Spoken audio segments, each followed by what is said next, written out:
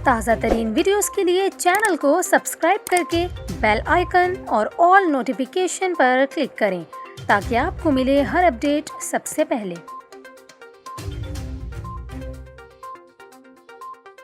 और अभी आपको बताएं, सिंध में कोरोना वैक्सीनेशन न करवाने वालों पर मजीद पाबंदियां आयद कर दी गई हैं। कोविड वैक्सीन न लगवाने और अहकामात की खिलाफ वर्जी करने वालों को गिरफ्तार करने का फैसला कर लिया गया। सिंध भर के कमिश्नर्स और डिप्टी कमिश्नर्स को अहकामात जारी कर दिए गए हैं। महकमा दाखिला सिंध ने NCOC की हदायत पर सूबे भर के कमिश्नर्स को अहकामात जारी किए हैं। आपको बताएं, मोटरवेज पर सफ़र करने वालों के लिए भी कोरोना वैक्सीनेशन लाजमी करार दी गई है। रेलगाड़ियों और होम डिलीवरी सर्विस के स्टाफ के लिए भी कोरोना वैक्सीनेशन के बगैर सर्विस की इजाज़त नहीं होगी। इसके अलावा बस सर्विसेज के स्टाफ की वैक्सीनेशन न होने पर मुतल्लिका कंपनी की बसों और स्टैंड को सील किया जाएगा। इसके अलावा होटल और रेस्टोरेंट में काम करने वाले अमले की वैक्सीनेशन न होने पर होटल और रेस्टोरेंट को सील करने का भी फैसला किया गया है।